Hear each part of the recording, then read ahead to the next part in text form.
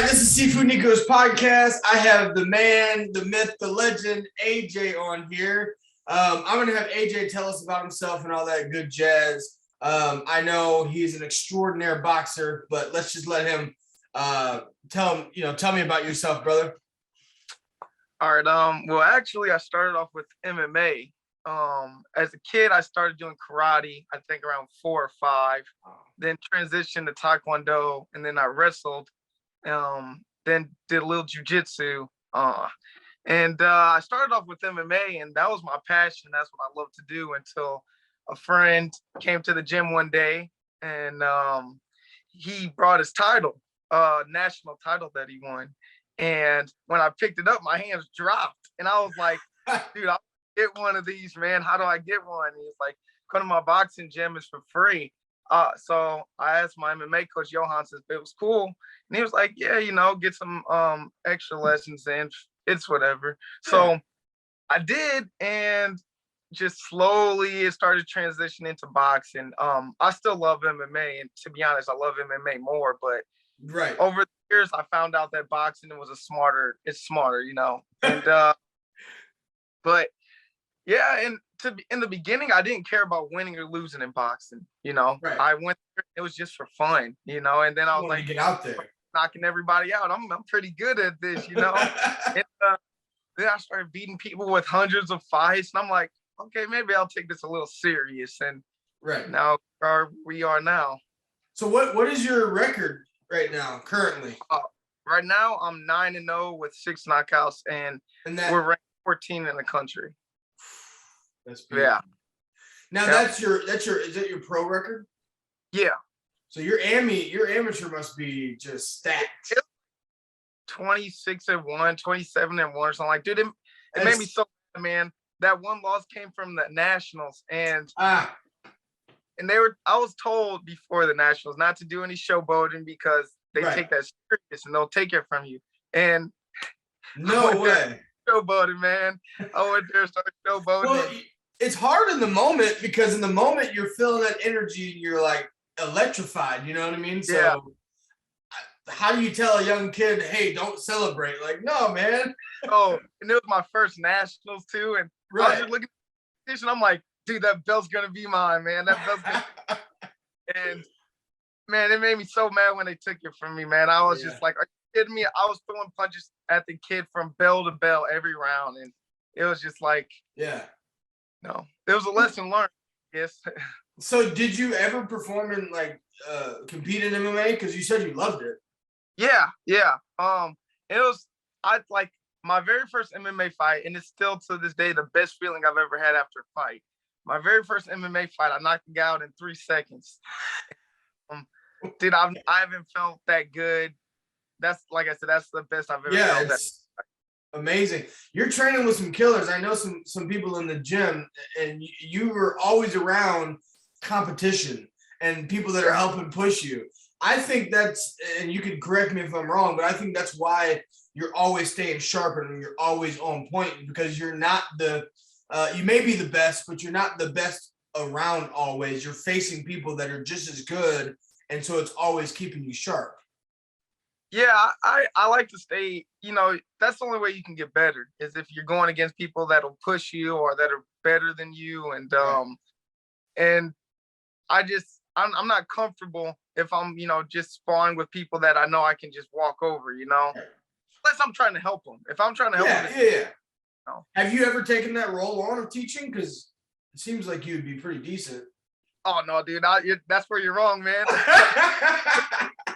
Everybody knows I can help you out. I can help you out and teach a little bit, man. But Johannes, my MMA coach, once told me that, what makes a good coach is his patience, and I'm not going to lie, I don't got that, man. If I try to tell something, I can't spend a week trying to teach you something because you don't get it. So I can show you stuff, and if you're a fast learner, then I guess I'm a decent coach. But other than that, nah, dude, I'm not a good coach. Now, how old are you, man?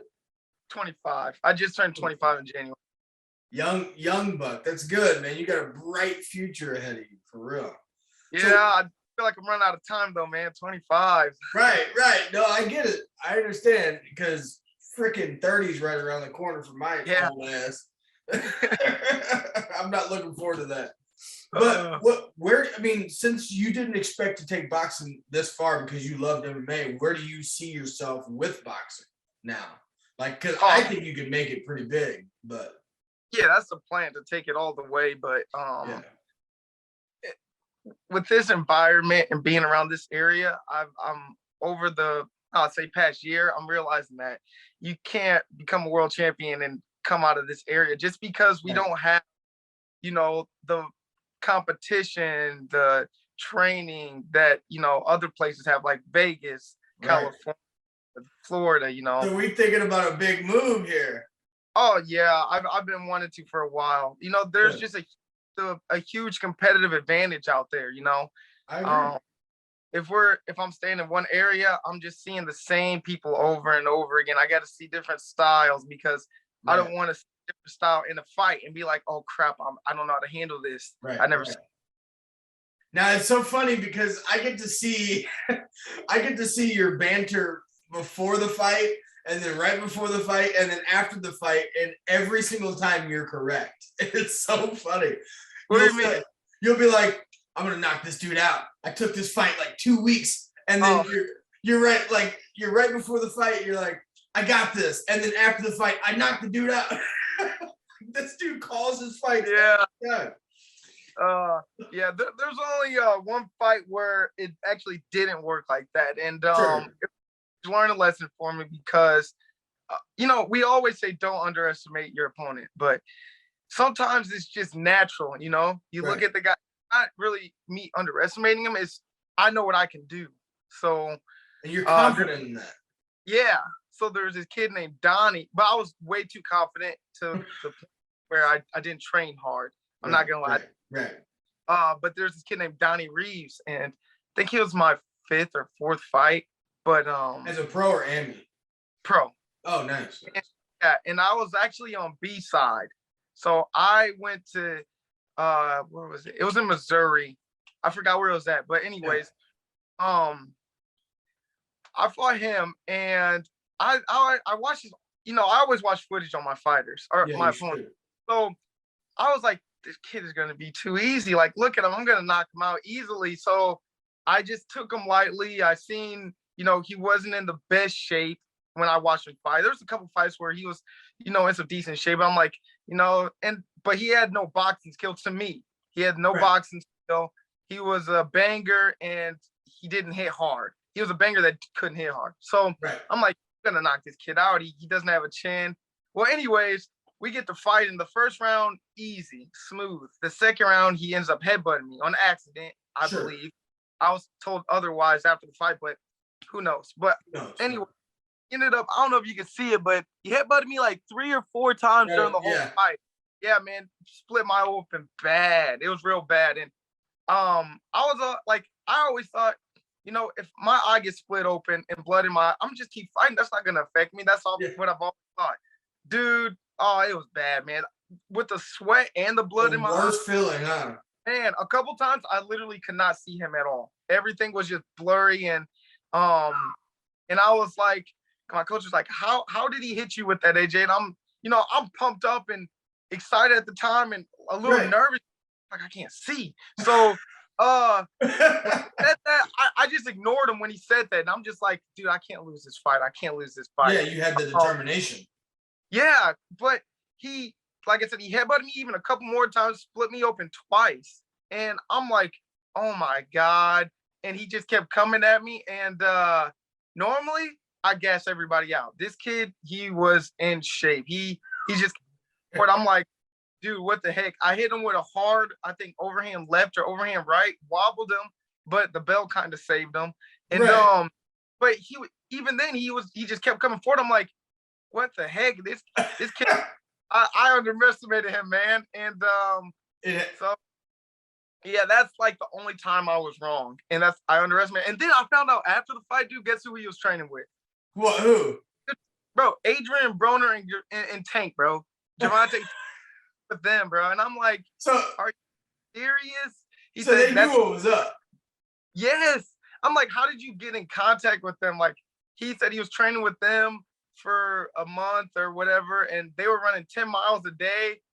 Dude, I was on the couch, man, thinking this is gonna be a fight.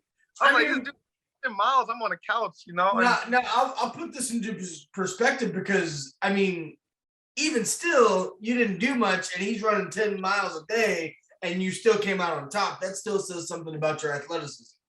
yeah, but I looked at it more of it, dude, I'm not gonna lie, I cried after the fight. Yeah. I cried because it That was your toughest battle.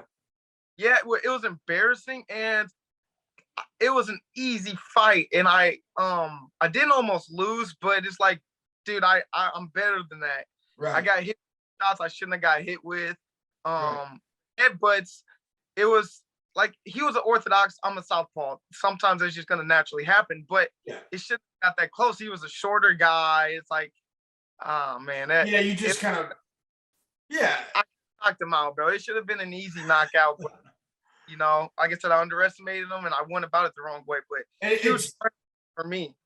It's nice to hear that from you, to understand that you have that emotional connection to your art and the ability to be better and push yourself, because a lot of people don't see that stuff. They just see you getting in there and fighting, but it is nice to see you have that deep connection to what you do and what you represent. I love that. Oh yeah, dude. It's a very mental and emotional sport. Like very. I'll say maybe 2 to 3 weeks before the fight, I'll change. Like I don't know how to explain it, man. I don't want to sound crazy either, but no, I want to hear it.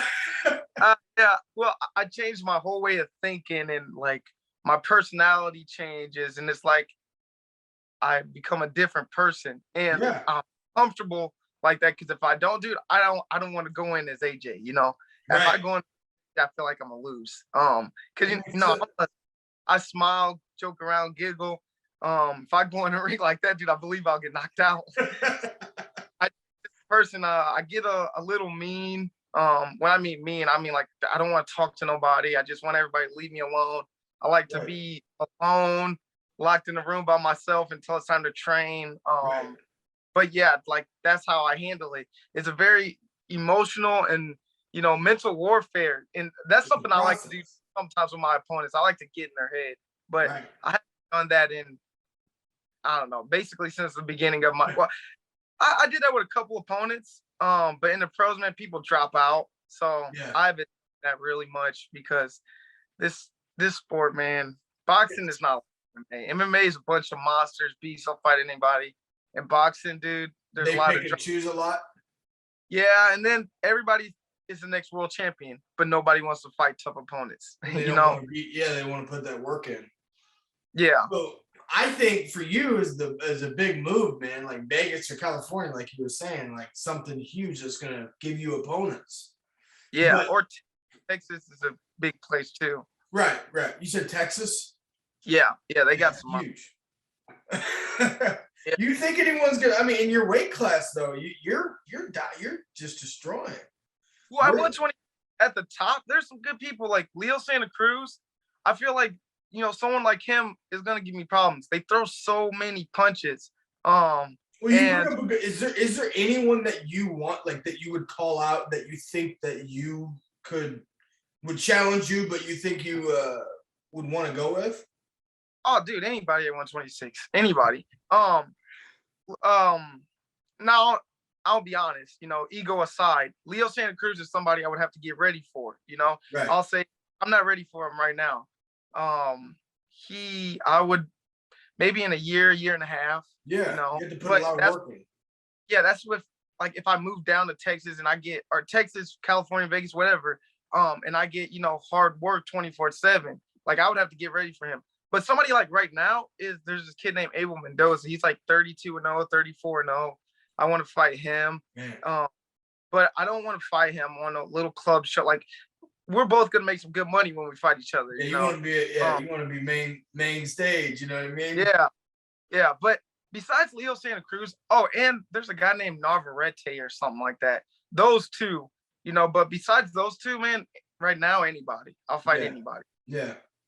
So when you train, do you train with 125ers or does it matter? Do you train with Bigger, smaller, doesn't really matter. What's that? You just cut out. I don't know if you were. Can you hear me? Oh, I said for the most part, bigger guys. Even in the amateur, I've never really sparred anybody my they're smaller, not 120. Dante Handel. Well, actually, I think he is a 126 pounder, but Dante, Kevin, I think those are the two smallest guys I've sparred, but everybody else is typically bigger. Yeah, I mean, I know like Tavon and people like that in your gym. Those guys are huge. Yeah. Oh, I love going with Tavon though, man. We'll get to throwing it sometimes, and you'll have to calm down. But competition, man. Right, and that's good. I think that might get you mentally ready, because you can handle hits from dudes like that. I mean, anyone at 125 is going to be like, feathers. Yeah. Like pillows. So when you train, what's a normal camp look like? What do you start with from the beginning to end? Well, first running, obviously. When you're like, okay, we got to fight in a couple months, or we're gonna start looking for a fight, I got to get to my running, and I like to start off slow. When I mean slow, like 2 to 3 miles a day, but I won't sprint it. Right, just kind of a jog. Like maybe after 2 weeks, then I'll start sprinting. I like to sprint my miles, try to get it to 5:30. 5:30. Yeah, closest to 5 minutes as possible. The closest I've ever got was 5:32. And that's hard. That was hard. But that's my goal. I want to get it to 5 minutes. That's been the goal of my whole life. I've always just wanted to get a 5-minute mile. Well, I would commend you for that. Now, I may not look like it. I'm a big boy and I run. You want to know what comfortable running is? What? 2 miles in 30 minutes, man. That sounds great to me. Yeah, man. Like you said, you're a big guy. You got all that muscle on you. Yeah. Face down. Every foot. Boom, boom. Yeah. Guys that run like 3 minutes. Dude, they're like freaking 6 foot plus, and they don't got it looks like they don't got no muscle on them at all. Right. They're just giraffes, running fast. Man. So that would be impressive. So you start with running, and then from there, what is the next thing that you're getting into? Do you do any weight training? Yeah, I got a strength and conditioning coach now. Okay. Yeah. Sweet. We don't lift like real heavy. We don't lift. Mostly it's just explosive and quick lifting, really. He's had me do so. Yeah. Does that help with your explosion and your strikes and stuff and your coordination? Yeah. Yeah. Then we'll add sparring in, maybe after 2 or 3 weeks, me getting in shape. But I'm never like fat out of shape. The heaviest I was, which was like maybe a month and a half ago, was 158. 158. And, yeah, I know, man. But I didn't look fat though, so I was just like, okay, let me calm down. 150, 60, let me get down. So I got down to like 50 real quick, and if I'm fighting at 126, I don't want to get down to get up to 158. No, bro. No, I would have loved to see you at 158. Like you're coming up to my territory, dude. When I stepped on that scale, man, I was like, "Hey, maybe the scale's broken." I stepped on another scale. I'm like, "Whoa!" My heart a little bit. So good. So then after that, so you're sparring, you do strength and conditioning. Are you doing light sparring, or do you actually do hard spar? What do you prefer? It depends on who I go with. They'll tell me, they'll be like, "Hey man, we'll go light sparring today." Then I'm like, all right. But sometimes, man, people will say, "Let's go light, dude," and then they'll try to knock me out. And I'm like, bro, you just told me you wanted to go light. They want that crown, AJ. They want that crown. So, but for the most part, man, I like to, let's just get work, man. Yep. Whatever happens, if I drop you, whatever. If you drop me, whatever. Let's just get work. That's how you learn. Yeah, lately I've been just like when I was an amateur, I wanted to blow through everybody. I wanted to beat up everybody. When I was spar pros, I wanted to beat. That's kind of typical for an amateur. He wants to beat everybody up. He wants to be top dog. Right. But after my name just went around and I became who I am, I'm like, I just want to get better. So when I spar people now, I don't really look for beating them up. I try to work on simple things, whether my defense or let me try to work this check hook or a counter. And if I get dropped in the middle of it, oh well, I'll get back up and keep working. And I've been dropped in sparring before. Like that mentality. Yeah, before, like I said, when I was an amateur, when I would get dropped, I get mad. I would be like, okay, now I got to knock you out for dropping me. But when if I get dropped now, I just get back up. Okay, whatever, things happen. Let me go back to working on what I was working on. Wow.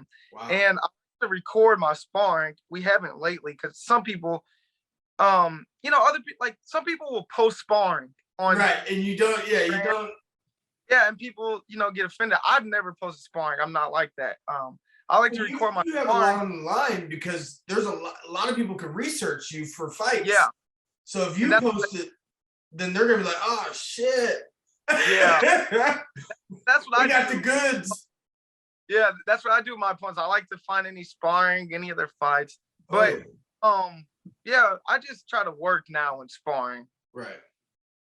Yeah, just make it worth your time and effort, Yeah, because if I'm just going around beating people up, what am I learning? Right. If I didn't learn anything from that sparring session, it was a waste of time to me. I think that's great and shows me your glow up with your mind because it's frustrating to get knocked out, especially as an amateur, and you're just like, I gotta get your ass back. Yeah. You know what I mean? Yeah. Knocked down, not knocked out. I've never been knocked down. Yeah, knocked down. Yeah. Right. Like he had to clear it up. Yeah, because you said knock out. I'm like, hold up, bro. I'm not knocked out. Well, good. And that's awesome. So your coach is super freaking supportive of you, man. Like I remember I don't know if I'm reading this wrong, but I remember one day reading that he got you a car or someone helped you get a nice car or something like that. Oh yeah, Challenger. Was that your coach? Yeah. Yeah. Man, I was like, this boy. You don't hear that. What's that? I said you don't hear about coaches doing that. No, you really don't. And I think that's important because I think you'll value that forever because that's a big deal. And it means that you have really done exactly what you're supposed to do. So yeah. And there should be rewards for that, and that's faith in me, because right. A coach wouldn't do that if they didn't have faith in their fighter. No, man. But that what that means though, right? That means one day you're gonna be a superstar. Yeah, that's the plan. Yeah. Right. And then you're gonna have to get him a car, you know what I mean? Or someone. Oh, what's it? What's the car with the T on it, man? I'm not. The Model T, you mean? No. Tesla. Yeah. Tesla. Yeah. Those are slick. Yeah. Those are slick. I don't know if they're making those affordable or not. I haven't looked up or not. They're like $60,000 or something like that. I'm not good with cars. I'm not good, dude. I'm not gonna lie, man. I'm not good with cars. My main focus is just boxing. Right. So I love business. Like once I get enough money, I want to invest in some things. But that's a now. No, and do your thing and make your money during your show. Or you get paid as a pro, right? Per fight? Yeah. Cool. Yeah. That's awesome. So you get to save that up and do what you can with it and try to get bigger and better shows with your resume. Yeah. Well, that's the goal. That's why I fought a guy 10-1 and I took it on a week notice. I actually contacted them first. They didn't respond. Then my coach contacted them and they responded right away. But yeah, I'm the one that reached out to them for the fight. He was 10-1 and I'm like, oh, that's next weekend. I'm in bed 3 a.m. I'm in bed looking for somebody to fight. And I'm seeing guys 2 and 3, 4 and 5. I'm like, nah. And I see 10-1 need an opponent next week or this weekend, basically. I'm like, okay, let's get it. It was a perfect opportunity because, a week away and you guys still don't get an opponent. Oh, I'm gonna slide in and they're gonna take you. Yeah. So that was I was happy about that. And that was the most recent one. Is that what you said? Yeah. Okay. Yeah. How'd you do? I didn't see about that one. Oh, I knocked him out third round. Yeah. That's It was, crazy. it was a good fight. It was my best performance by far. Did you get any video or anything? Yeah. They're supposed to post it on YouTube. Yeah. I'm not sure the Well, promotion. I definitely want to see that one. Yeah, it was a good one. Yeah. So when you train, are you training with 16 ounce, 12 ounce? What do you like to train with? Gloves. So I'll hit the bag with 16. Yeah. And I'll hit the mitts with 16 and sometimes 8. It just depends on how I feel. Yeah, yeah. That's good for your shoulders and stuff like that. Yeah, well, when I wear the 8s, it's for speed and like I said, it just depends on how I feel when I'm hitting mitts. So what are you gonna work on getting sponsored? You gotta work on that. Well, Billy, just gloves, stuff like that. Yeah, I got someone that works on it for me, but for the most part, man, I like right now I just focus on boxing. Yeah, that's good. That's good. Things for me. And for the meantime, I'm just gonna let that happen. But eventually I'm gonna have to get more involved and know what's going on. Right. I think you're in a good position right now, man. And that's why I'm asking about that stuff, because sponsorships next. Can you imagine getting shipped gloves and shoes, and then all you got to do is put them on and rep it? Well, yeah. I actually do HKA. HKA helps me out with that. There you go. Give me gloves, and they gave me a uniform for my last fight that I wore. Oh yeah. So because they know they're gonna be you're gonna be a superstar in front of millions of people, and then you're gonna be repping their stuff, right? So yeah, that's the goal. I love it. So is there anything any piece of advice that you would say to a young aspiring boxer that they should work on if they're trying to get into this art? Oh, well, like I tell everybody that steps into the gym, if you don't love it, you gotta get out of it. Right. And unless you just want to do it just to train, but if you want to do it for a career, if you don't truly love it, you gotta be honest with yourself, get out of it, because you'll get hurt. A lot of people get, hurt, and it's like, I know of a lot of people that do it because they want to be cool in front of their friends, or they think it'll give them more girls. Man, you could do something else, that'll make you look cool. Don't not here. This is not where that is for, because you'll get hurt. You can get hurt really bad. Right. But other than that, man, you got to put 100% into it. I mean 100%. You can't be doing drugs, drinking, going out with friends, partying. I'm not gonna lie, dude. It's boring. This is very, very boring. A lot of times, dude, I'm just sitting at home just waiting for practice, and it's lonely and a little depressing. I got a goal, and that's the plan. And I can agree with that. It can get depressing and mentally upsetting, because you have to stay on plan, and any deviation from that plan can destroy your whole game plan. It can literally take you, you want to go on a one night bender and drink and hang out with friends. That's going to throw you off for a couple of days. Yeah. And that's precious time to train, so. Yeah. It's really, you gotta be 100% into it, especially when you're fighting, man. And a lot of these guys, even when you're not fighting, you gotta be, sticking to the plan, because some guys, they'll get done fighting, they think it's time to party, having a cool after you win and all, but some guys will party for weeks and weeks and weeks on, and all drugs. It's like, dude, you're tripping, man. You ain't into that. So before we get off here, I love that piece of advice you gave to beginners, but I have a question. So have you ever been gassed in a fight and still won? Like, obviously you have a great record, but have you ever been gassed and then got knew you were gassed, had to hide it, and then really just continue to push? Yeah. See, and even since the amateurs, that's a huge misconception that a lot of people have about me. They're like, man, AJ's gas tank is crazy. Like, the kid just keeps coming and coming. A lot of those fights, dude, I was just as gassed as the other person, but I didn't show it. And so I switched. Like, when I start getting gas, I just fight from the heart from there on. I'm like, dude, I can't lose this fight. I got to keep pushing. So you And get that second win.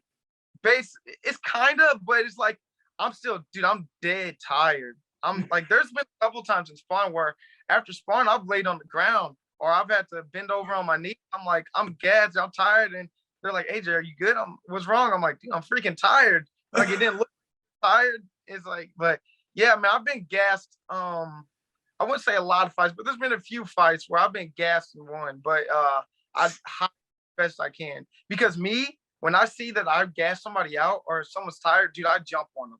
I'm like, oh, you're thick on you now. Like, right. You're not gonna last much longer. They're tired. They can't do much. Yeah. So I try to hide it when I'm tired, and I do it pretty well. Yeah, that's well, obviously, man, your records is showing it. So, but yeah, man, that's it. I just wanted to have a little chat with you. I'm glad you hopped on the show. I'm gonna share this with you, and you share this to your people and all that stuff. But I'm gonna be talking to all sorts of people, man. So I'm just gonna keep working my way up there. And yeah, you are. Do you have a nickname, like a fighting nickname? I didn't come up with it, but since I was a kid, people always called me a graham cracker. Okay, nice. And one day my coach came to the gym and he was like, "I got your nickname, graham cracker," and I'm like, "Yeah, people have been calling me that since I was a kid, and it's just a little silly nickname." I don't really care about the nickname, honestly. I've never really been a person like, "Oh, I want to be called this or that." At the end of the day, we're going in there to fight. Yeah. Just the same thing. No, the walk out of the costume, none of that stuff is appealing to me because it's like you could be the nicest looking guy or like Deontay Wilder, man. His costumes are dope, and then getting out like that, it's like right. It's like, yeah, I'm not. This is not a fashion show. This is not as the coolest name to me. I'm gonna go out there and do what I love, and that's exactly why you're gonna be a world champion. Yeah, that's the goal. So it's an honor. No, it's an honor to have you on. I'm happy to have you on. Appreciate it, man. Thanks so much. All right, AJ, you take care, brother. All right, you too. Thanks for having me on again. Yes, sir.